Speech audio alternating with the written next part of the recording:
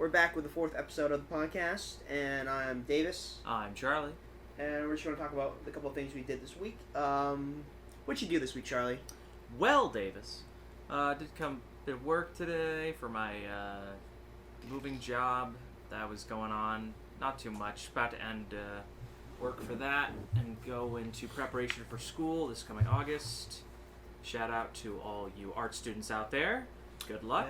Yeah. I know this year is going to be very weird, but you know, It's going to be awkward and hard for everyone. Yeah, and I know it's going to be limited, but try your best. Keep strong. Otherwise, not too much has been going on. We did a little bit. We're going to go probably into detail more of this later, but we did a bit for character design yesterday on our project that we're working on, which David can tell you more about in detail. But yeah, I mean, otherwise I've been pretty chill for a while. I've been trying to see, like, recently, just looking at what I need for, because we want to have a setup at my place so that we can record sessions there. Yeah, as well as here too. Yeah, so just to make it easier. But yeah, otherwise nothing much. Davis, how about you? I've been doing fine. Didn't too much this week. I finished writing 2 mystery chapters inside like the larger sort of this set universe, I guess. Because the way I wrote about it is like I started off with the first idea of like the mecha anime that I wanted to do.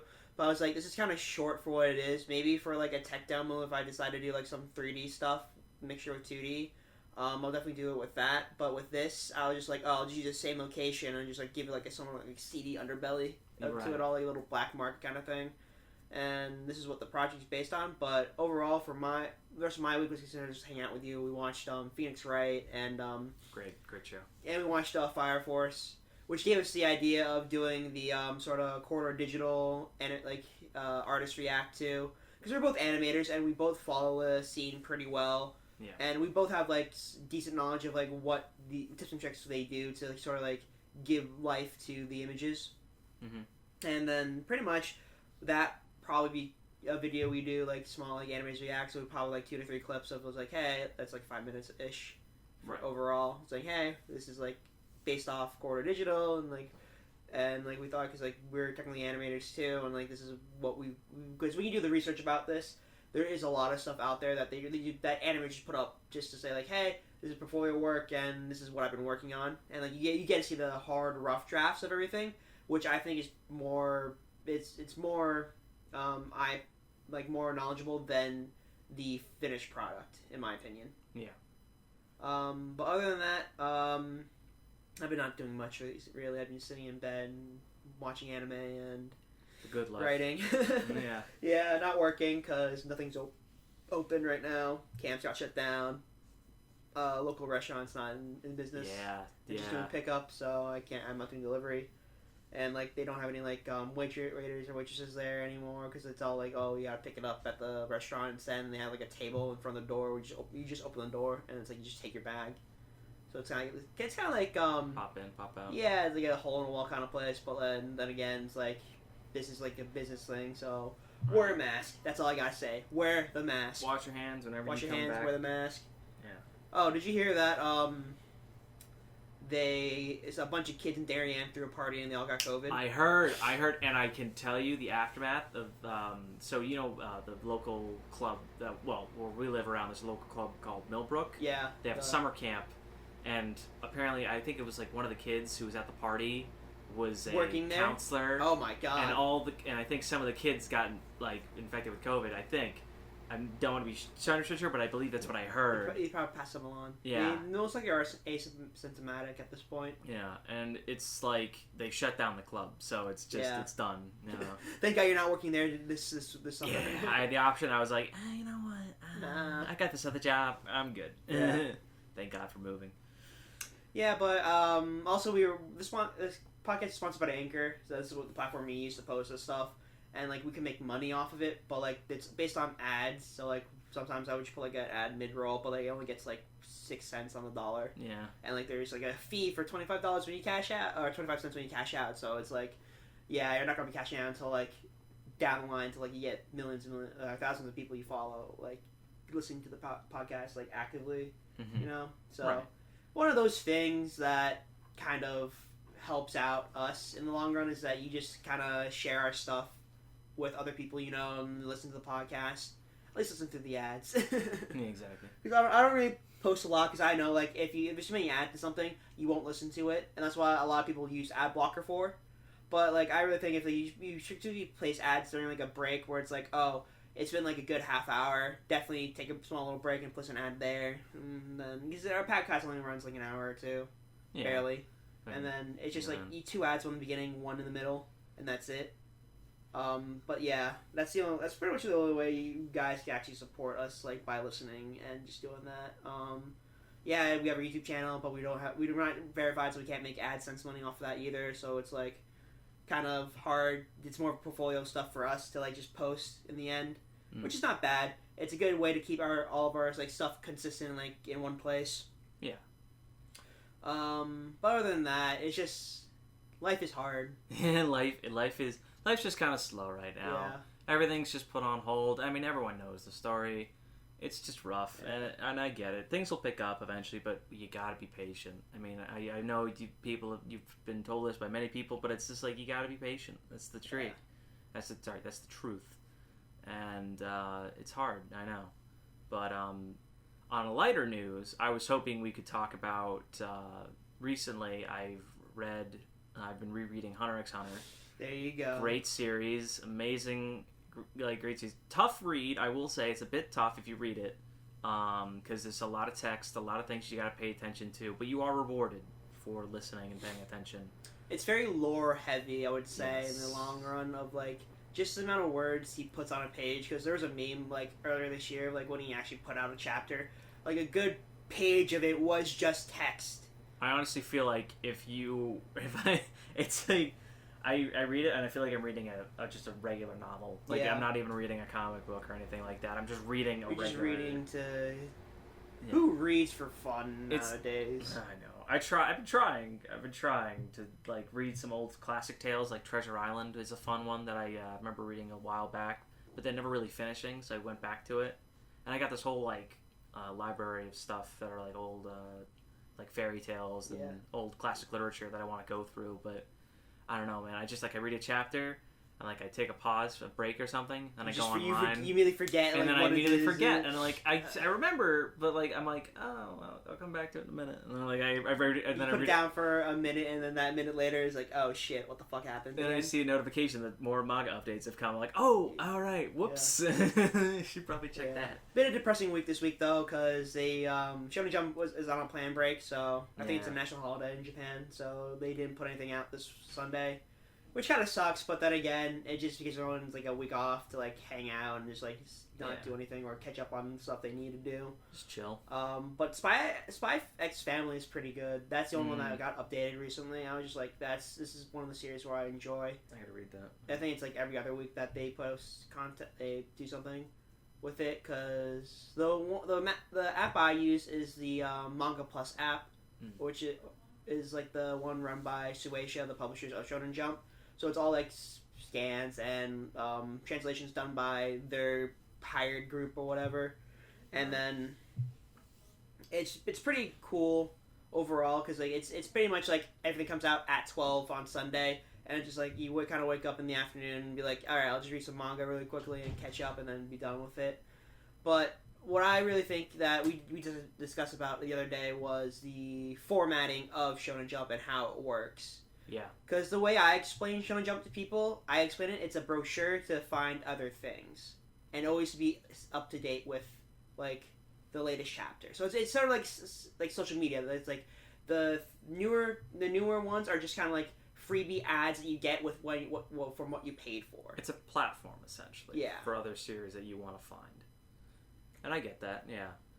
And we were having a discussion, well, once again on One Piece, about how like weekly updates versus monthly, and I was making the argument that said like, well, I feel like it would be better for Oda to be monthly and come out with multiple chapters at once. Yeah, exactly. Because then we'd be able to understand the story better instead of having it in bits and pieces and kind of formulating like the overall plot. Rather, we would just get a big chunk of it and we absorb it and we like really analyze it.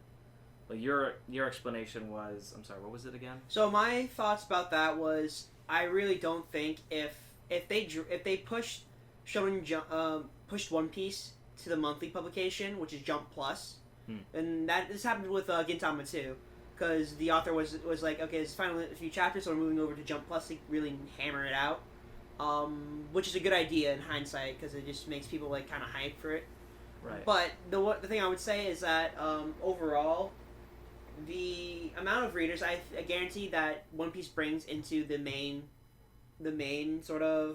weekly magazine definitely gives more fan base and more like highlights to the other things inside Jump, because like this is the 2009 Christmas issue. Because after reading this, I would have never, for the One Piece chapter, I would never have read the whatchamacallit, like the Jujutsu Kaisen inside this, or the Hell Warden Haguma, I think that's it. Yeah. So like I wouldn't read majority of the stuff in here besides the one chapter that I have. But there are all other things that are good. They have Boruto, and they also have like Chainsaw Man and like other things.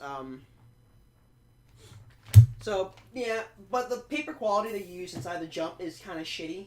So that it kind of like it gives us kind of like sort of more incentive to buy the volumes when they come out. Because a lot of times the volume paper quality is 10 times better than the Jump paper, which I guess it's a business sense in the long run. It's like, hey, to make even more money, we'll sell these in volumes and upgrade the quality of the paper. That's true. And do you think that eventually they will move like permanently over to digital instead of? No, they will always have physical no matter what. Yeah. Because it's just not the option, that much. right? Like honestly, I guarantee a lot of these people use same printers of printers and manufacturers of the books. So it's the paper quality is about the same in each one, but there are tad differences between what is printed and what's not. Because one webcomic I mentioned before, which is My Senpai's Learning, just came out inside English, but inside the Japanese release, it's like on like the nice like photo quality paper to give it like sort of a nice sheen to it. I haven't checked out the English release, but I think it's done by Seven Seas, or if somewhere along that line. But like overall, I think prints will stay in print for a long time. Right. I do think it's just good for them to branch outside digital because it's easier to sort of store and keep, and then a bunch of fire hazard like this over here behind me. Yeah. Because I don't know if I explained this before, because I collect manga a lot. I have the Dragon Ball box set, the first half of it, which is the original Dragon Ball. Mm-hmm.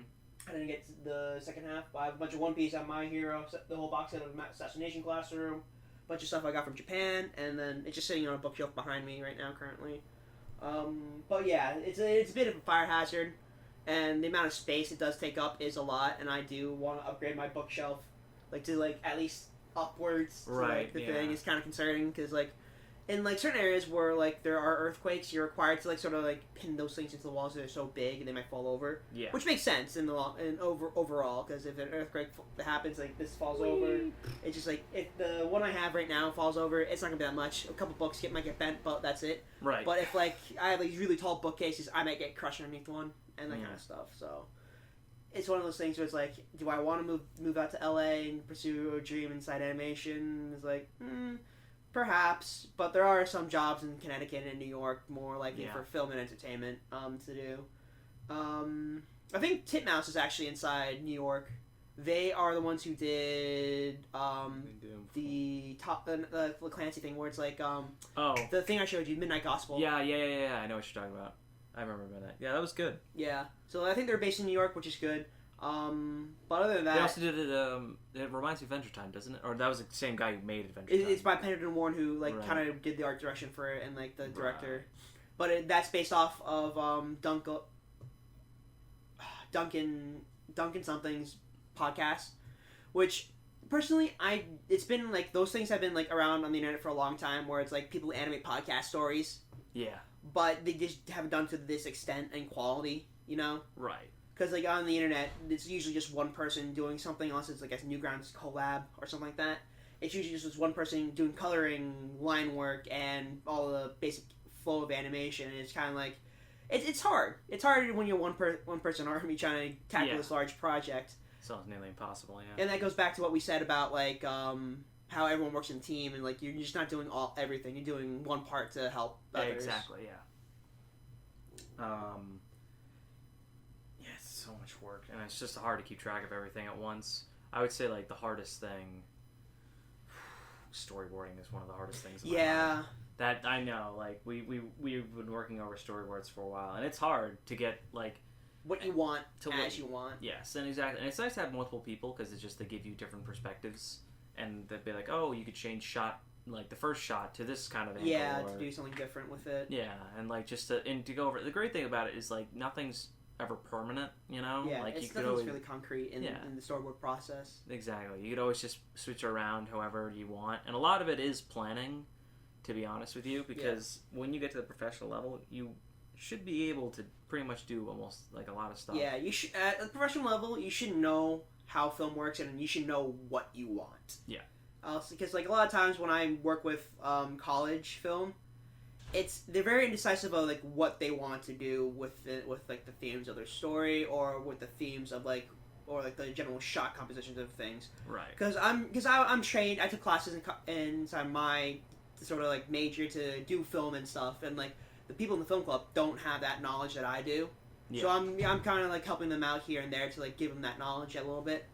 But just overall, it's just like some people just don't know what to do and they're just joining it because they like film or they might be mistaken for like a film watching club. But it's like it's one of those things where it's like it does take experience and time to learn these things, and like the more experience you get, it's more or less just how you work with other people. Yeah, I mean like, and it's fine if you like film or if you like weren't expecting it. It's just like as long as you enjoy it, that's great. But if you really want to get great at it, you really got to put the time in. Yeah, you got to look at other people and like see what they're doing, because all film is just imitating something else and making it better. Hopefully, better in quotation marks. Because I was talking to my friend the other day who did when we were doing the storyboards. Right, I was talking to her. I was like, the director Satoshi Kon. He did Paprika and Perfect Blue. Perfect Blue was like sort of like the groundwork. Pretty much for a bunch of shots inside Black Swan. But the thing I hate about that is the Black Swan director does not say that he referenced Perfect Blue, even though he's been asked about it so many times. It's like these are literally shot-for-shot remakes of the same scenes. Right. And the characters are only like one letter off, which is the main character Perfect Blue is Nima. Mm-hmm. And the other ones and like the one for Black Swan is like Mimo or something like that, something along those lines. So like, it's one of these very like copycat kind of things that don't give credit to certain things. You know what I'm talking about? I understand what you. Because like inside a director's work, you'll see like references to other things that he's worked on or to other directors in general. Because like J.J. Abrams, like he does a lot of this sort of like sci-fi stuff in the end, but like you can see his style is very concrete and like how he creates it. For the good, better or worse, and like Star Wars, like that kind of carryover, it doesn't work for certain genres of like or film overall. I think a lot of times when you try to copy a style of someone else's work, and you try to really infuse it into your own, but it's like a totally different story or a totally different genre, you'll have very effects of accomplishment. I think that if I were to say I took the themes and sort of tone of Star Wars and I injected it into, say, I don't know, like a Saturday morning cartoon or something like that, something that doesn't work with it. It doesn't meld. Like if I were to take the themes of like a Space Odyssey and put it into like a daily like life or comedy series, it doesn't work. Does not work. And like it could work in some areas, like if you like, for instance, Hot Fuzz has a great the movie Hot Fuzz with Simon Pegg. They do a great job where they try to film it. They do certain editing tricks and filming techniques that make it seem like an action, like the slow moments are actually action packed with fast cuts and loud noises in between. But in reality, it's just he's going to the countryside. He's getting an apartment. He's just going to bed. You know, he's doing his daily tasks. It's not exciting things that. They're not exciting things that look exciting, you know. Yeah. Then that's what Edgar Wright, right? Yeah. and it's like you know, and that's essentially like if you try to copy someone else's work, or at least like base it off someone else's work, try not to do like a full one-for-one remake, but just try to find the strengths of what they had, like try to find the best like things and learn from it, and then make your own spin on it. Yeah. I would say that'd be the best option, but it's hard because coming up with the original ideas is really hard, and it takes a lot of time and effort. Especially nowadays with the whole like, oh, just do a reboot, blah blah blah. Oh yeah, like if you look at the lineup of movies, Bill and Ted, Keanu Reeves is still going, so that's great. Yeah. But it's just like Matrix 4, that kind of stuff. Yeah, it's like I really think that this year was supposed to be like decent in film because you had like Tenet and stuff coming out. Well, that got delayed indefinitely because of the whole pandemic. And, like, I think Ghostbusters was supposed to come out, actually, the new one. It was supposed to come out this summer. It was just like, yeah, no. We're going to push it to, like, later on. I think there's a lot of other delays that are happening. Yeah, I think production's been, like, halted on so many of these films. It's crazy. And it's, Even on TV. Yeah. It's because of the fact, like, oh, this stuff, like, does take people to work there, and, like, those people are working in sometimes very close quarters, no matter, like, how big the set is. They're very close in, like, terms of, like, the director's very close to the cinematographer or, like, the first AC. And it sort of is a breeding ground of when people, like, don't get enough sleep because they work pretty much constantly. Yeah, they have to. Yeah, because, like, they work in, like, sort of, like, shifts or, or shots when it's, like, majority of the time, like, the main people on set are going to be the cinematographer and first AC. Director might be there to talk to actors and the kind of stuff to guide them through what's going to happen. But everything else, like, who's, like, a PA, like, best boy, gaffer, they'll have multiple people of those filling those roles. So they'll get breaks in the meantime, and they'll do, like, the little shift thing. So it's, like, you have these shots over here to, like, in the morning, and then you take a break until the afternoon to, like, do whatever, and then the other person's, like, takes that during your break, takes the role of that, and then you just do that. But yeah. But overall, I really think that animation hasn't stopped, because, like, it can be done from home a lot of times. Yeah. Because, like, what software do you usually use? I usually use Toon Boom. I used to use TV Paint, which is like a French software, but I decided to use Toon Boom because it's more used professionally. I gotta use Animate eventually. Like there's a couple of other softwares that I gotta figure out how to use, but I mainly just use Toon Boom. Yeah, and that's because it's really easy. It's simplistic to learn. Simplistic to learn. It's just like it's to carry forward with it too. It's just like pretty good. Yeah, I mean it's a fun program. Yeah, I like it a lot. Can you work around like the animate like spaces like with like Photoshop and stuff? Can you create your own workspaces? I think so. I have to check back. It has been a while since I properly opened it up. I will admit it's been a bit. Work's been taking my time, but I believe you can. I know you can do a lot of things, like mainly like puppetry. Like you can do Rick and Morty style. Pile, like substituting pre-drawn figures. Yeah, so we have like a library of like images to like kind of pick from. Exactly. So you could definitely do that. But then traditional animation, you have it there. That's easy. Like there's a lot of simple tools that just make it easy to use and learn. And TV Paint, for all it's worth, is great for traditional animation. It's a very straightforward. This is what it's made for. Yeah. It's not made for anything else. It's just for traditional animation. And now that I've realized it, I'm like, Jesus, all right. Yeah. But I mean, it's fun. It's a good one to start with. It's a great one if you're a beginner. It's just like great transition from paper to computer. So that works. But otherwise, I think it has that. I'll have to check. Yeah. I think I said this before, but I use Clip Studio because like the Clip Studio works like you can transfer it to like a Photoshop file too. You can save it as like a Photoshop file, which is really nice, and then you can import stuff from like movie clips to like a lot of other file file extensions, and it just makes like a good all-in-one tool.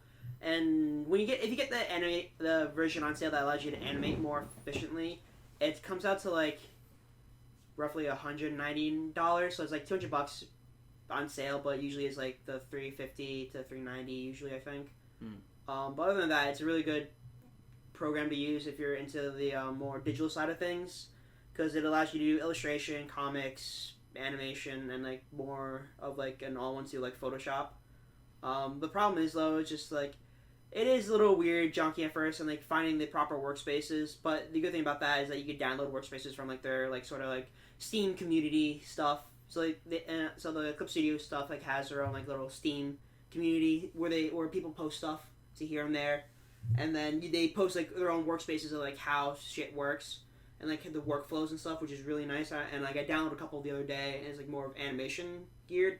So it's more of like, okay, here are your colors for highlights, here are your colors for like the solid lines, here's like for eyes, and like here's for shading, and then that's what I use currently because it's a lot easier for the all-in-one. But overall, and workflow pipeline is usually After Effects, and with After Effects, I usually download OLM, which is a Japanese company who, if you watch anime, you'll at the end of the credits you'll see the words OLM research or OLM extensions used inside the credits because that's what they use because it's really helpful because with the lightning stuff and like lighting, you literally it's either in After Effects you just have a simple glow, right, Charlie? Yeah. You just have the simple glow effect usually, and that will highlight everything. It will highlight all the colors and make the colors glow. But you don't want that. Sometimes you just want the edges to glow. So they have like this little digital color keeper. So you just select the color and it'll just highlight that out and key everything else out. So you just keep those colors and then you just select their own glow and then it will help out in like long run and then picking what you want. Yeah, it picks the colors you want to like highlight and that kind of stuff. Yeah. But besides that, I'm pretty sure that's probably going to be in the end pipeline, like for this project we're going to be working on, which is New Age Exorcists. This stuff is like very sort of anime influenced, I would say. Yeah. And yeah, that's true. Fire Force Soul Eater kind of stuff, because that's one of my favorite authors. Like in mangas out there, it's just the style of everything, and then the kind of linking stories of like madness and like this kind of like mystery. Yeah. Of like what's happening. Humanity teetering on the edge of extinction because of insanity and how, the last forces of good holding off against the immense evil that's about to come. It's always a fun read, and it's always a fun like thing to watch. Yeah. And seeing them win in the end against this huge obstacle, it's like you could put. I forget who stated this. I'm so annoyed that I forget. But I remember a certain brilliant author saying that you can put your character through almost anything, as long as you give them a happy ending, it's fine. It's like you can let their arms ripped off, you can kill their family. As long as they get a happy ending. I mean, the family killing is usually at the first part of it, so that's true. It's usually what pushes them off the cliff to the whole hero stuff. Yeah, exactly. So it's not that bad, but I said we should do a table read of the scripts, and that's what we're going to do today. Alright, so we could go through the entire thing if we want to, really. But I feel like it would be better if we just did the first chapter. Yeah. Yeah, okay. Alright. Pacifica Island, the most advanced place on this earth. This island serves as a standpoint of science and technology, but also serves as a safe haven and gateway for spiritual creatures that so seek it. But some threaten the existence of both humans and spirits. We are the final force against the supernatural and paranormal. We are the New Age Exorcists. And fade to black. Chapter 1, The Back Alley Church. So I'll do the narration and then we'll split off every other character. Okay. Exterior, back alley garden facing a church. A young priestess arrives with a brown suitcase at a large dark oak door and lifts the large knocker and lets the sound ring through the courtyard. No one answers the door, so she looks around to see a statue further to the right of her, and she decides to go investigate it. She admires the statue and reads the plaque inscribed. You want to go read this one? Sure. The statue dedicates the founding of the Holy Church's 5th Brigade, Special Forces. The rest is weathered down, and it's too hard to read properly. Then a voice is heard, and she turns to see a large shadow looming over her. Who are you? My name is Private Charlotte Monet. I'm here from the main branch of the church. The priest suddenly changes his attitude towards Charlotte and greets her properly. Oh, yeah. They told me a new member is coming in to join our team. Please come in, come in. I only got back today, and I didn't have the time to look over all the info yet. Charlotte nods, and they walk to the door. And when they enter it, the interior of the church is revealed to be a modern and nicely furnished with a kitchen and a large social area with a couple of exorcists. My name is Sergeant Lux, and this is the home of the 5th Brigade. This is our social area, and further down the halls is the office and living quarters. I never expected it to be so modern in such an old building. Yeah, we do keep it like a clean around here. Let me introduce you to the team. 5th Brigade, fall in. A girl who was watching TV gets up and walks over. Guess the other two are out on patrols right now. Anyway, this is Lieutenant Laura Ore, and she will be your roommate starting today. Laura energetically greets Charlotte. I'll do this one. Alright. Welcome to the 5th Brigade. Let me show you to our room. Laura grabs Charlotte and drags her to the living quarters, and Lux says, "Hey, wait up, I haven't told you about today's training." Cuts an internal shot of the room.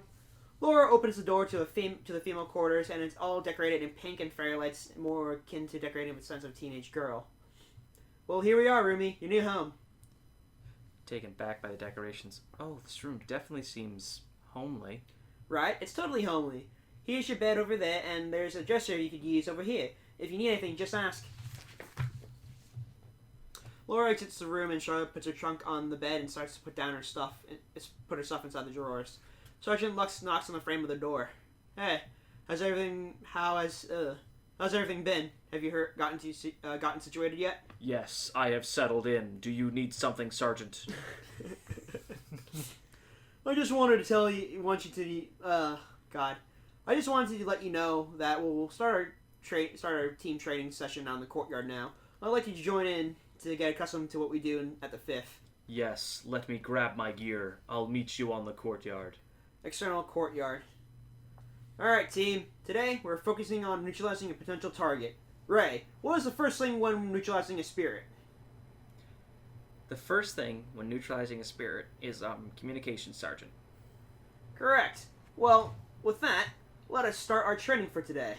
Lux draws a small piece of paper and sets it down on the ground, and the piece of paper lights up with a bright purple light and emerges a large skeleton spirit. The team gets ready to prepare to fight. Okay, Ray, focus on support and suppressing fire, while Laura and I focus on aiming for its spirit core. Roger, Lieutenant. Gotcha. I'll cover you while you aim for its core. I'll do my best. The three prepare to fight, and on Gil's mark, the two start to make their way towards the spirit. The spirit starts to attack by throwing punches at the two running towards them. Gil leaps up over the first punch and runs up the arm, while Laura covers Gil and catches the spirit's hand. A second hand knocks her out of the range of her attack, but tries to grab Gil, but Ray calls out and shoots the spirit in the hand off course. Gil near the spirit core leaps towards the chest cavity and then slices the core with a quick slice with a sword. And then the spirit disappears into thin air, and Lux starts to clap. Alright, everyone. Great job. You really showed some good communication out there. Oh, I almost forgot. Charlotte, let me introduce you to our team roles. We have sort of a trifecta when it comes to working together. Ray focuses on channeling spirit energy and creating sprites that shoot elemental projectiles. Laura hardens her body to become a sturdy wall, while Gil can create weapons. And if you couldn't guess, I use summoning circles like these to bring forth spirits I have contracts with. Wow, everyone has so many different abilities. It's amazing. I've never seen exorcists like this before. Well, that's because we don't conform to certain... Well, that's because we don't conform to certain church regulations with their combat uniforms. But even though we may be different, we're still a team. Laura starts to hit Gil in the back. Don't be such a serious Sam, Gil. You'll scare her. You could help me with support. I'm not strong enough in my roles, so I could use some extra help. Don't worry so much about that. You do great as is, Ray. Ray blushes and is bashed about Laura's comment. Well, isn't there some technique you're good at, Charlotte? Well, when I was at the academy, my practical grades weren't too great, but I did well with creating holy barriers. Well, there's still more training left. Why don't you join them? Yeah, that sounds great. Great idea, sir. Well, let's get started then. Everyone is lined up near the edge of the garden. Everyone starts to line up, and Lux starts to summon some wolf-shaped spirits. Alright, this time it's a multiple target neutralization, and they fight back like normal spirits would, so look alive. Lux gives the commands for the spirits to start rushing towards the team. Okay, Lara, you take the right and I'll take the left. Ray, help them by taking out the ones farthest from us. And Charlotte, help protect our blind spots with your bears. Got it? I got it, Lieutenant. Gil starts to slice and chop his way through the spirits while Laura fights off her fair share. Ray slowly fires to start at the group of spirits that are approaching, but is starting to get winded. Charlotte throws up some barriers and manages to defeat some, but they don't last too long. And the sergeant's doing something and smiles. The group starts to get overwhelmed. Lux snaps his fingers, and the spirits fade into thin air. Nice try, everyone. Maybe I should have done something different, but we'll try something else now. Everybody, line up again. The group lines up to get back up. Sorry for not being able to protect you guys. Don't worry about it. This is just training, so it's fine. Yeah, sure. It's fine. Don't worry about... I'm suddenly Southern. Yeah. Yeah, Charlotte, it's fine. Don't worry if anything. I'm sorry for not being able to take down more. The team are lined up side by side. Alright, let's try something a different type of training. As you know, exorcists purify spirits, but we also deal with the occasional possessed whose soul have been corrupted. So this training is for you to take me on. Shit, everyone get ready. First seal, release. Lux unleashes a powerful wave of energy, and the ground beneath him starts to crack. Then, in a blink of an eye, he appears in front of Gil. Everyone except Gil leaps back. Looks like you were paying attention, Lieutenant. Lux punches him in the stomach and sends him flying into his back. As Lux stands firm in his position, Lara comes in with a flying kick. You left your backside wide open, and you left yourself open too. Lux grabs her foot and tosses her into Gil as he rises from the ground. Lux turns to Ray and starts making his way towards him.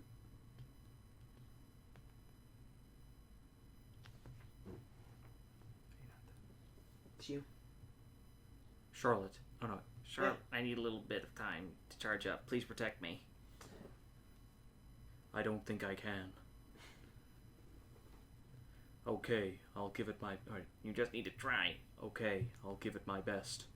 Charlotte quickly gets in front of Ray and casts a barrier. Looks like you have a bit more confidence, Private. Good job, but that doesn't mean I'm going to stop. Lux starts punching the barrier, forcing it to crack.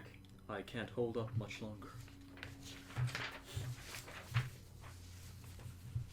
Just a little longer, okay? Charlotte closes her eyes and the barrier starts to push back on Lux. And then the barrier bursts, causing Lux to be thrown off. What in the... Alright, it's finished. Ha! Take this, spirit launcher! Ray shoots out a large white ball from his hands and hits Lux directly and sends him across the courtyard into the ground, and causes a large dust cloud to form. As the dust cloud fades, it reveals Lux is gone. Where did he go? Right behind you. Charlotte and Ray turn around to see Lux, with a couple of scratches, standing and smiling. He lightly puts his hands on their heads. Nice job, you two. Especially Charlotte. You really got me good with your barrier. It's starting to get late. We should start preparing for dinner right about now. Gil, should we prepare a special welcome dinner for our newest team member? Interior church at the dining room table. The group is sitting at the dining room table and they're all covered in bandages. We'll skip that line. Everyone raises the glasses and cheers. Gil, this curry is so good. You always make the best food. Well, a good body requires good food. Thank you for making my curry mild just the way I like it. With mouthful. I almost forgot the new anime series is on. Laura picks up her plate and drinks and makes her way towards the TV. Ray gets up and follows her. Hey, I told you not to eat in the living room. Don't worry about it. I'll clean up one after I'm done. You know you won't. Gil gets up and brings his plate towards the TV and sits down. I'm sorry about that, Charlotte. This is supposed to be a welcoming party, but it seemed that it turned into a small watch party. That's alright with me, sir. It's nice. Everyone feels like a family here. Well, like Gil said, we operate as a team, whether it be as a task force or a family. I guess you're right on the mark. We provide for each other. I mean, that many exorcists are our children taken in by the church. I'm sure you understand, right? Well, about that, sir. I come from a family of exorcists, and my grandfather currently works for the church. Or was working for the church. That's great to be already with the church. But that's what I'm not sure. A little while ago, my grandfather disappeared, and the church won't give me any information on where he's gone. But I found an old photo. Charlotte pulls out an old photo of young Lux and Charlotte's grandfather when they were both young. Of him. And he was with you. And it has this address. And I then transferred to the 5th to find some answers. So I ask you, Sergeant Lux, will you help me look for my grandfather? I was wondering if your last name was just coincidence, but it would seem that fate was knocking at the door, and I decided to answer. So yes, I will help you search. I will help you to the best of my ability to search for your grandfather. Now, what do you say let's go watch a little television before we turn in for the night? Lux and Charlotte migrate over the rowdy TV era, and so the TV show ends during pitch black, and Ray is passed out on the couch, and there are finished plates and glasses still on the coffee table. Gil starts to clean up, and Lux carries Ray to his room. Laura and Charlotte walk behind them to theirs, fade to black, then fade into the office of the church. Lux is by the window, talking on the phone. Well, she's doing fine. She misses you, you know. It's also quite the coincidence we met today at the inn. Magical Detective Rook. Kind of a weird title, but it suits you. Gets away from being a disgraced exorcist. Yeah, I'll keep an eye on her and relay any information I get from the council. The next time we meet. Hang on, I'm getting another call. Lux picks up the other call. Hello? Yes? Emergency council meeting. I'll be right there. Fade to black. Alright. That was it. For now. For now. If we decide to pick up this project ever again. So I guess timeline-wise for this project, because I got storyboards done already, if we start, like, creating the animatic, like, probably next week, we would probably finish up by the end of August, have the animatic done. That's what I think. Okay. Logistically, the two of us could do. Yeah. And then, from other stuff, it's just pretty much just gonna be like, okay, if we could save this for school projects too, where it's like, okay, we have all this done already, so I could just like do a couple scenes here and there and work on it and see how it works and like edit a couple things and show demonstration. Because a lot of my classes are kind of just like the sort of open-ended classes, like, oh, you can do whatever you want for your final project as long as they include something that you learn in the class. Yeah, basically the same thing for me. Yeah, so it's usually something along to your own project too. So it's nice that you have this creativity outlet to like kind of work towards. Yeah, it's nice. Just to have something to do. It's just nice these days. So I'm looking forward to this. I mean, this has been fun. I like this a lot. I especially love Robot Charlotte. I felt that was an important inclusion. I feel like we should. Yeah, we're probably going to have to do the voices for the animatic until I could find people to help out with voices. Davis, it's me, Charlotte. Davis, please, answer my call. Oh, red hair. Matt, red hair. What was the guy's voice in Phoenix Wright yesterday? It was the fucking bulldog looking dude. Oh, the bulldog, it was like... yeah. Well, why didn't you do something about it? Right. It was just like the weirdest voice. So yesterday I was at Charlie's, right? And we were so we watched the latest My Hero movie, and I introduced Charlie to Phoenix Wright, because the mystery side of like this sort of like series that I have, which is Magical Detective Rook, it's more of a sort of a lighthearted comedy rather than, but it mixes in like the sort of like heavy elements within the mystery. Mm-hmm. So one of the I'm very heavily inspired by the writing style of Phoenix Wright, because it's very like Law and Order or like CSI-ish, where it's like they'll show you the murder and the victim in the first scene. Yeah. And then it's more about not finding out who done it. It's more finding about the steps to get to pin the crime on the guy, which I think is more interesting in the long run. Yeah. I also found it interesting that there was like actual blood in the show, because it reminded me of a Saturday morning cartoon, but it was interesting to see like actual blood in the show. But it wasn't like gratuitous like gore or anything like that. It wasn't like open heart surgery or anything like that. It was just like blood puddles here and there. Yeah, it's like but of course like in like Western animation they never allow that, but it's TV censors right now. It's whatever. It's the fucking whatever. Anyway, but yeah, I loved it. It was great. The animation, there wasn't like too much crazy animation, but the style was fine, because it's just like, it's not supposed to be like that. There's a lot of dialogue, and it's very funny, and like the animation that was there was pretty solid, actually. They like to save the big parts for like the objections and like the final turn the tables kind of moments. Yeah, and that works fine. Objection. Yeah, because a lot of times you'll do what they'll do inside a lot of anime nowadays is that they'll have this like shot reverse shot, but only do the first shot. You know what I'm talking about? where you see the back of the first person's head, but you see the other person talking. Yeah. Which I think is a good way to save money and time overall. Because in the long run, if you have to produce a weekly cartoon, you want to cut down on the shots that are going to take the longest to animate. Right. And a lot of times these shots don't last long because, like in anime, right?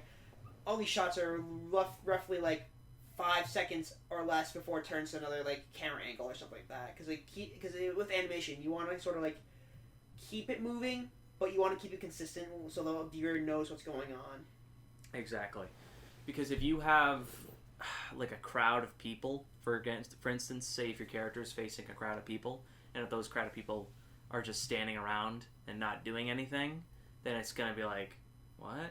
But if you have like maybe one or two of them moving, then it makes it 1,000 times more believable, because not everyone's just gonna be standing around like a stone. Yeah. And, you know, people are gonna be like looking around, doing a little bit of movement. Just having tiny bit of movement makes it all so the much better. difference. Exactly, makes it all better. And that's So- that's what I like about Soul Eater's background characters. And it's not sometimes they'll have like the little like shitty like kind of like just outlines and like the gradient pulled over, but no, some of the background characters when they're pulled into like near the main characters, they'll have like the sort of outlines and stuff of like an actual character. Yeah. So it's kind of cool, but they'll still have the gradient and stuff. But it's kind of cool to see like, oh, they're actually creating these like background characters to like fit in with the universe, not just like, these amorphous blobs, you know. Yeah, not like Ruby, where it's just like a black silhouette of people in the Which background. is weird. It was weird.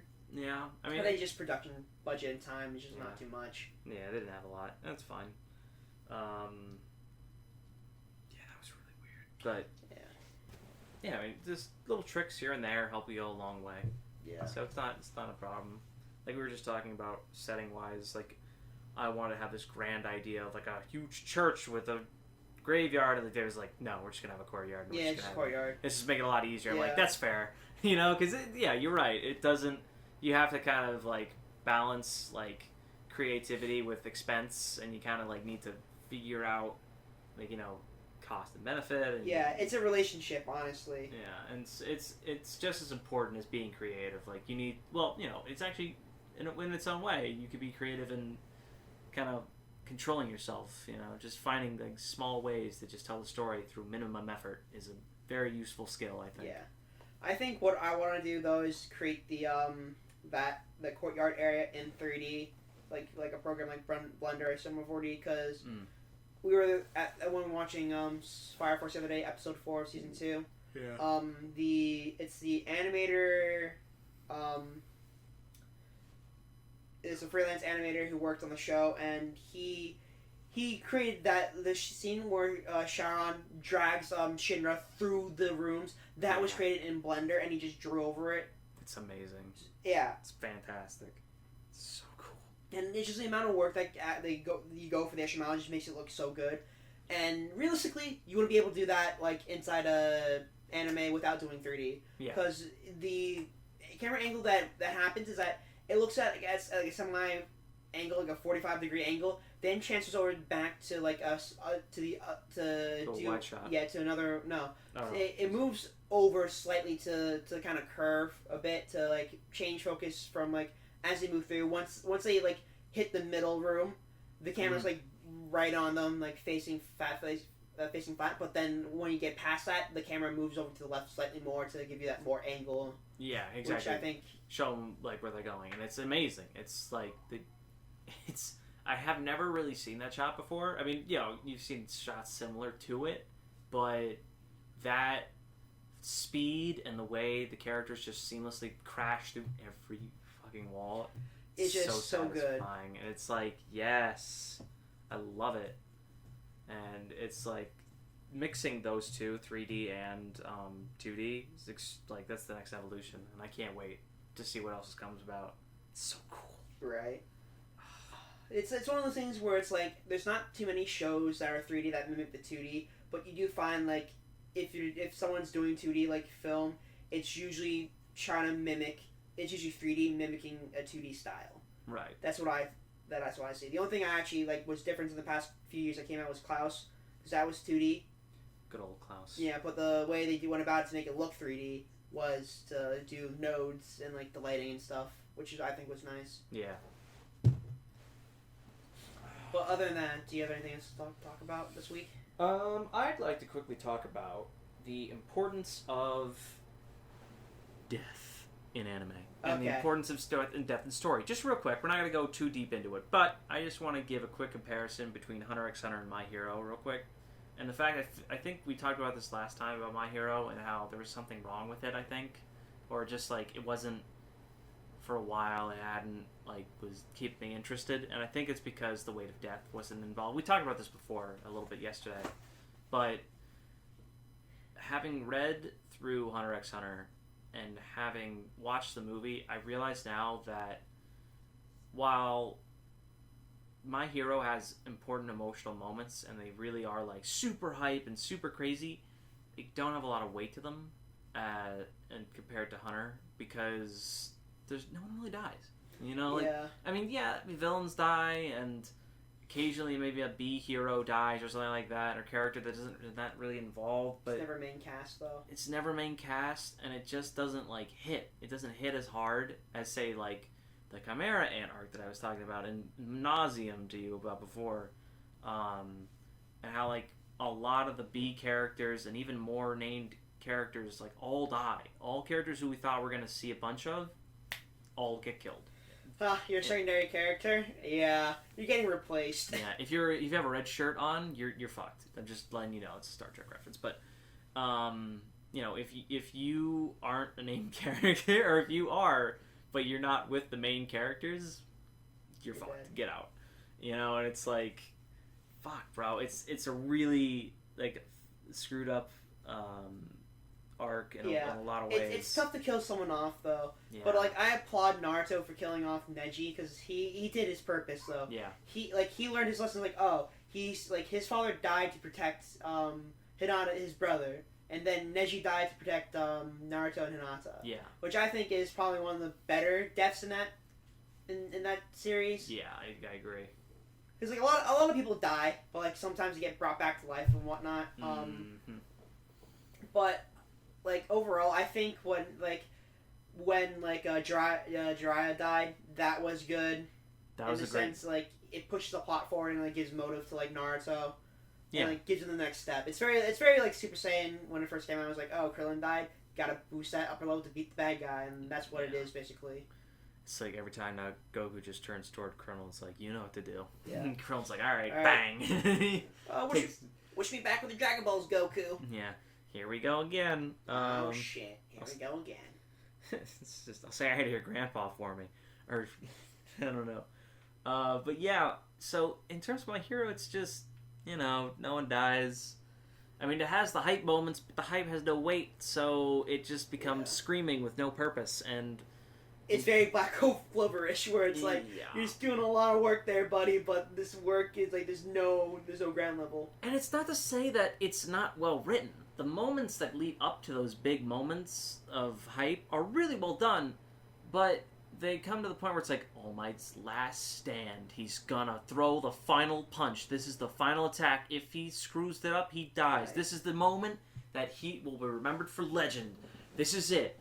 Nothing else comes down to this. It's his last throw. He's probably gonna die. He's definitely gonna die. Oh no, he's lived and he's just in an office building and he's fine now. He's fine. He's decrepit now. He's just like Bagmite, I would say. But you know what? I'm actually gonna go back a little bit and say that that's actually a good subversion, I feel like, because it's the mentor character not dying but just being rendered useless. So it's like, you know, it's a nice subversion. He's there for emotive support instead, not really to be like front lines like he was in the earlier parts of the manga. Yeah, exactly. But it's just like, well, I will say the best arc, hands down for me, still is the Overhaul arc. The Yakuza arc. Yeah. That was absolutely, because people died in that one. Well, for one thing, what's his name died? The glasses. Night-Eye. Night-Eye. Yeah, Night-Eye. Spoilers. Night-Eye died, and then fucking Lemillion lost his ability. Tintin lost his powers. Yeah, and like so, it was a really crazy arc, and I loved so much of it. But you know, now this arc's coming along, this new one, and well, this one's great too. Don't get me wrong. Like Twice, my boy Twice. But, you know, so it's getting better, and I think they're really starting to, like, turn it up, but it's just like It's just taking a while to get there. uh, It's one of those things where I would say wait till the full arc is out, then read it, because if you read it weekly like we do, it kind of sucks, because the next chapter is going to be a Class 1A chapter, where you have Momo and, like, the kind of backup squad come into play. yeah, and it's like it's really annoying sometimes because when you have a big cast, it's like you got to make sure like everyone's story's told evenly, and you really want to highlight like key character moments for each character. And that's what I think the My Hero movie did well. Yes. The Heroes Rising, I think the name was. Yes, that was a great movie. A lot better than the first one, in my opinion. The first one was okay. Wasn't bad. It was just very standard. Yeah. In terms of storytelling, villain comes from MacGuffin. He gets a MacGuffin and then... Yeah. But... Does the thing. But this one was more like, I feel... Like, this could have been an actual, I feel like, story in the arc, in a sense that it does twist some things in the lore a bit, and it does really, like, kind of do some crazy stuff, but overall, it just is a really heartwarming story, more so than the first one, I feel like, and it was fun. It was just, but the oddball decision that all of the teachers would just let the kids go. Yeah. That's the one big plot oversight I would say about that movie is just, like, who would leave a bunch of freshman high schoolers on an island by themselves to run something with no supervision whatsoever? Not a single hero. Like, I swear, like, it doesn't make any sense. I would, like, if it's not like an old person to, like, supervise them, like, at least they're being supervised, like, because they're just running this from scratch. They're just, like, following along. It's like, these kids are pretty well, like, responsible of doing their jobs, but, like, there should be someone here to, like, look over them. Yeah, but maybe that's just an American standpoint, though. Because, like, Americans don't trust people to do things, and that's right. That's the right way to do it, because, like, we have the saying of, like, if you want something done right, you gotta do it yourself. Yeah. Which is pretty much the bad guy sort of, like, thinking. Yeah. Is, like, you gotta remake society by yourself. Yeah. But, like, I really think they just place too much faith in these kids, and the amount of trust that goes into it is kind of weird. It's I wish, like, even if they weren't there, just have a set of communication so they have to call in like every hour or so, or like some kind of like every day, just like mention hey, checkups and saying, hey, how's it hanging over at the island? Yeah, everything doing okay? You need anything like resource wise that the government can provide, because it was a government. Yeah. It was a government program that's being run. So stupid. And, like, they were just, like... And I love how, like, none of the teachers even thought, like, oh, maybe, you know, it's like, oh, there's definitely no villains there. But, yeah, but, like, are you sure? Because... It seems like this writing that's, like, very, very, like, linear of, like, how shit's supposed to happen. And just looking at it in the end, it's, like... Animation's pretty good. I thoroughly enjoyed the last fight scene. Oh that is just like overload. That's definitely going to be like one of the top 10 fight scenes history. Period. Yeah, you're not going to expect what comes. Like, trust me, I never expected the end fight scene to be like that, and it's so cool. I loved it so much, but it's like, okay, and I love how the end's like, it didn't happen. Remember, nothing of this happened. It's not canon. Is the guys in Decker like, it doesn't count. It doesn't count. Scratch that off. Oh my god, it's so funny. Like, like All for One's just like, or no, One for All is just like, no, nope. Nope. Scratch that off. This guy's exactly like me. You can't have two me's in there because I'm me. Yeah, exactly. And Shiragaki's like, nope. At least they wrote him off to like kind of the main villain off to like kind of have that happen. Yeah, I like how they like show him at the beginning. They don't show any more of him, and they bring him back like, for no reason. I think he only has like 3 lines in the movie, and that's it. Yeah, which is like okay, because there's more focus on the Bakugo and Deku. That's it. Yeah. So. But yeah, I mean, like once again, so tone, it depends, but I think they're getting better at it now. Just before they didn't have as much weight, but now it's getting better. It's getting there. I really think that My Hero is definitely going to be like by the end of 2020, it's going to end up wrapping like this huge like sort of arc. Yeah, I want them to do something crazy. I want them to do something I would never expect. Like I would love it. Like I've told you this before, but I would love if like Midoriya lost an arm or something, because right now Shiragaki's lost an arm. So it'd be kind of cool. Did he? He did. Yeah, I remember because I remember he was standing on Endeavor, and then his arms kind of off because he fought. He just followed. And they don't show him losing it, but yeah, he's like standing on top of him. Gonna fact check this. I believe so. I'm pretty sure. If not, I apologize. But it would be cool if he sort of like because lost an arm or something like that. Just something like to signify that it's changing. Times have changed. I mean, he already broke his arm anyway, so it's not like. Yeah, it depends. Like I just want there to be something, the consequence of this happening. Like just don't be like, oh, they came out okay. You know, it's like no, the supervillain. He's bad. He's good. He's fully charged up now. It's a problem. You know, it's bad. He's gonna hurt us all. That's No, he doesn't lose an arm. I think. Oh yeah. He does. He kind of. No, he doesn't lose an arm. It's just fairly burnt and damaged while he's like standing on Okay. on Endeavor. Okay, so we just can't use it. That's right. That's my bad. I'm sorry. Whoopsie. I guess yeah. So I would love to. Well, for one thing that needs to be confirmed is that I need to know if Shirogaki can steal Midoriya's power. I don't think he can. We need to be confirmed. We need that to confirm first. like it can't be. That needs to can't happen be taken. by the end of this arc. Because what they say is that it can't. It has to be transferred. It has to be a willing thing. Because they say inside Stain's arc where it's like Stain licked Midoriya's blood to like paralyze him. Right. But and like Midoriya is like, oh, All Might, Stain licked my blood. Does that mean he has all for one or no. one for all? Yeah. All Might's like, no. It has to be a consenting agreement between two people to accept the power. But I guess the idea is that One for All was the one who gave his brother the ability in the first place. He gave the ability of super strength to his brother, but his brother's quirk was to transfer on his quirk. Right, you're right. Shit, I forgot. Because that was the thing. He could transfer quirks, apparently, while the brother could only take them. That's true. Yeah, I forgot about that. Yeah, no, I mean, I don't know.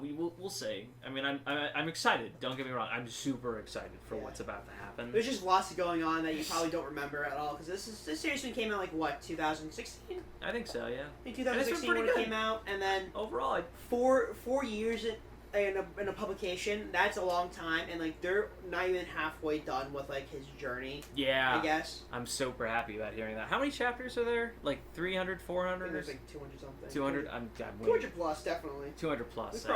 We crossed that line a long time ago. Yeah.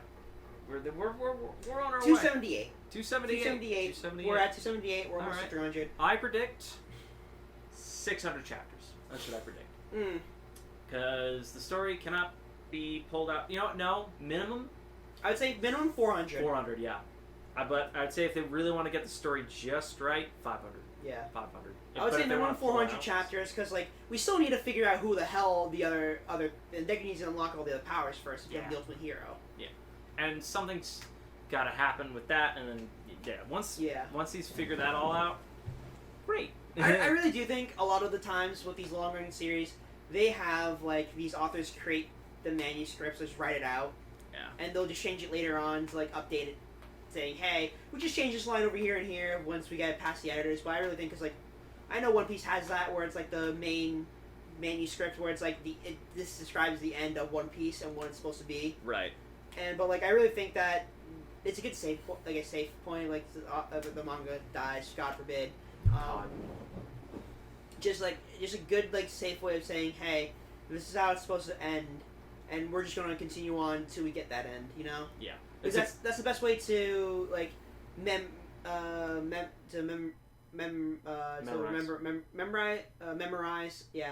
or remember an author is to read the work as is. Yeah. And to be happy about it, because that's what a lot of people like kind of don't understand. It's like sometimes, maybe it's for the money, but a lot of times people enjoy other people reading the work and enjoying it. Yeah, I agree. And I think that what you're saying before about knowing the end is important. Like, the biggest thing you want to know is when it starts and how it ends. How it ends is, a lot of times, is how people trip up because they don't, like, for one thing, editors want it to keep going. A lot of people want it to keep going, and they really want to know the end. Like, they really want to just keep this world alive, but you gotta let it go at some point. Yeah. And I always give credit to authors that just know when, all right, we beat the main bad guy, we're done. That's it. We're good. And I give that credit so much to Demon Slayer. Yeah, pretty much. Yeah. It's just, it's done. We beat him. There's nothing else. Like, there was half a second where they show like, oh, Tanjiro might? No, we're done. We're done. Stop it. The author's like, stop it, no, we're bad, good. Bad. Just- It's a the cat's the editor, and like you have a little spray bottle. It's like, no, stop. Yeah, exactly. It's like this is only like that little moment with Tanjiro is like that's it. That's like the only little thing. Like just that's to address everyone's like, oh, but what if this happened? No, it's over. We're done. I enjoyed the ending a lot of Demon Slayer. I did too. Spoilers. We're gonna talk about this because like it's been out for a while. It's free on the manga app, I think. Yeah. So in the end, it's revealed that it's all writings based on Zenitsu's sort of like memoirs, books. Yeah. And his grandchildren find him inside like their shed, which is weird because how the fuck would he know some of these parts if he wasn't there for it? Exactly. Yeah. But that's just one of those caveats in writing where it's like, oh yeah. Just because they might have also been told by their parents or something. But like it's kind of weird that because Zenitsu and Netsuko get married, have kids, and like it's kind of all the reincarnated thing where it's like, oh yeah, they're reincarnated basically. Then you have the Tanjiro's grandkids. Yeah. And then which is like the older one has like a relationship with the Netsuko lookalike, which is weird because they're like related, like they're like second cousins twice removed, or whatever. It's so weird. It's just weird in the end to like think about it. It's just like here's the cast, they're all happy now, yay! Yeah. Everyone pretty much gets a happy ending in the end. They all reincarnate to like modern day Japanese people. Yeah. And I think the best thing I liked about that was the younger brother of the fire pillar who had grandkids. He named his name Tanjiro, and like the youngest grandkid of Tanjiro's is named after the fire pillar. Yeah, that was nice. Which is like a good like send off, like, oh yeah, this is how you do it. It's a solid. It's just like address everything that you set up before, tie every knot. It's literally the canon definition of a happy ending. Yeah, and it's perfect. Once again, you could put your characters through anything, make the story have weight, but you just gotta make it have a little happy ending, just a little glimpse, just be like, and then it was all good. But of course, you cannot do that, and it'd be fine either way. But I just feel like if you really want to let people satisfied, you gotta have that little happy ending. Yeah. Could be fact or fiction. Never. Yeah, exactly. Well, that's the other thing. Is like, do you really trust Zenitsu in some of his sayings? Like, even though we know it to be real, who would fucking believe that book? Yeah, really. Honestly, it's like demons breathing. Excuse me? I What? breathe quite well, for your instance, for your information. You're saying that, like, 100 years ago, there were demons walking around, and then there's like this secret organization hunting these demons. What? Why haven't I heard of this anywhere else in the world? Yeah, that's another thing I always consider. It's like, why didn't Muzan just leave Japan? But that's just because it was during that time where it's like pre-industrial World War One too. Yeah. So it's like when the British and Dutch started like landing inside Japan is where I think it kind of started coming about this like time period wise. I think. And he might have It's weird, but I definitely I love it so much. It's such a great story. It's so weird. Yeah. You're telling me that my fucking mom's ancestor rid in a box by her fucking brother, and they learned breathing? Excuse me? It's like my grandma's a demon. Yeah. That sounds like a shitty manga. My grandma's a demon. My gym partner's a monkey? Excuse me? Yeah. That was a good one. Yeah. And that's a good ending. I don't know. Is Promised Neverland over? Yeah, it's over. I haven't read the ending yet. Ending was a little bit meh. Okay. Because I thought I heard it was a bit divisive. Yeah. What else was...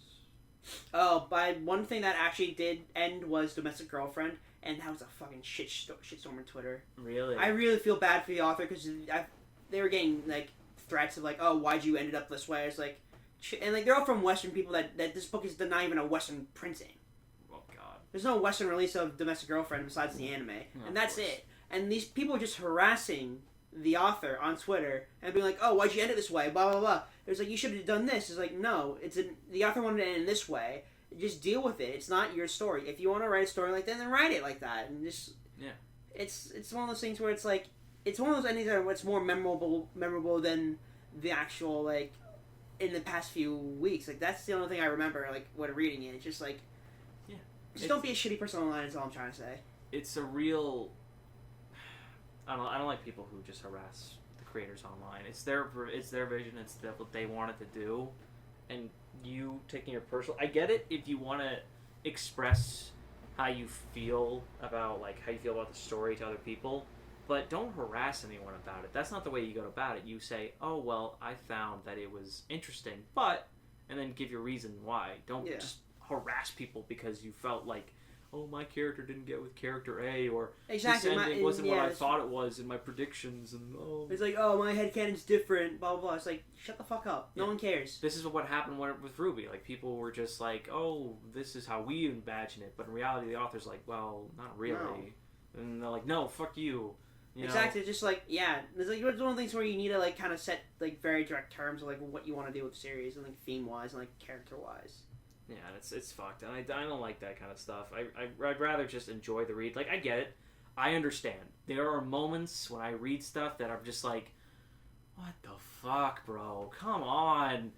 God, but then I take a step back, and I just like, alright, let's just keep going and see what happens. And usually, after a while, and I think about it, I'm like, this kind of makes sense. Or, even if it doesn't, I'm in the long run, you see the bigger picture. You don't just see the small little thing. Yeah, and even then, like, that one moment, did that really ruin everything for you?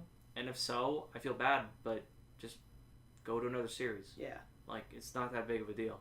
Yeah, it's like, say, okay, the ending to Domestic Girlfriend is pretty meta, but it's fine, because, like, it makes sense, because, like, the fucking story is a wild ride overall. Yeah. And, like, from the beginning, like, you knew, like, these two were most likely going to end up with each other, and they do in the end. Right. Even though he has a kid with the sister, which is, like, weird. I always, like, wait, did the virus come in and say that it was all a program? No. By a hacker? No. It wasn't Sadly. It wasn't like that. I wish that was a better ending. It wasn't like one of the girlfriends comes out, it's like, I was a glitch in the program, and I actually needed to save these. Then Steve Bloom comes in and he's like, kid, we got to get you out of here. It's all a mind game. Oh, God. I wouldn't mind, like, having a Steve Bloom kind of, like, Matrix kind of, like, doing something. So I generally think Steve Bloom's, like, one of the most, like, prolific voice actors in that he knows how to play a character right. Yeah. So I always just suck it up, I guess. Just chill out. Read something new. Yeah. There's plenty to read. There's plenty to watch. Plenty of stuff to enjoy. There's such a wide range of stuff that you could just have fun with. Listen, after all of this time, if One Piece doesn't turn out, if the ending doesn't turn out great, or doesn't be what I'm imagining, I would be somewhat disappointed. But in reality, I then remember this one line: it's the journey, not the destination. Exactly. That's what it is. So it's different. It's like it's kind of basic enough. Like, oh, he just wants to live like Roger King and the Pirates. Like he wants to be free. That's the whole point. Yeah. He wants to be happy. He wants to be free. He wants to live by his own rules. And he wants to be loved by people. He wants to have friends, and it's great. It's just a solid story. That's all I gotta say. Yeah. Right. But back to our project at hand over here. Yes. When the main thing with coming up with characters is always looking at references, right?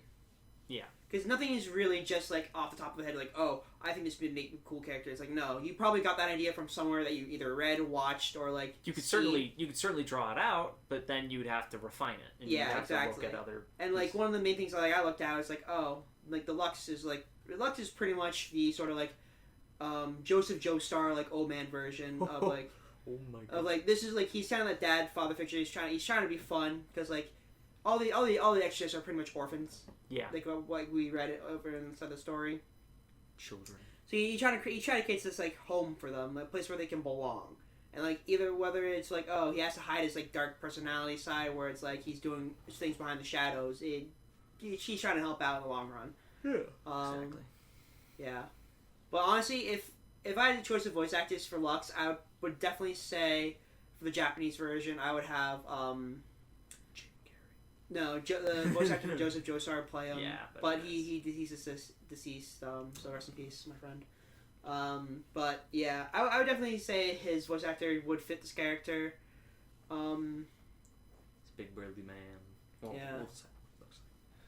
Yeah, I mean, like, we still gotta do a couple things, but it'll look good. Yeah, we gotta put the anime out there by the end of August, and then we'll probably post it somewhere, and like you can see it. We'll do the character sheets. We'll show it up. We'll show you this step-by-step process what we're gonna do. Yeah, It'll look good. We'll create like a little like production diary about it too. Yeah, so it'll it's be like fun. at the end of this we have something to show in the long run. You know, just put notes everywhere and make it look pretty. Yeah. Give it some jewels. Make it look like it's special. You know, just be like, oh, look at that. You know, look at that. No, I don't know what I'm talking about at this point, Davis. Going off on a tangent. I mean, this is a good place to end though. Okay. We have a set plan of what we're trying to do.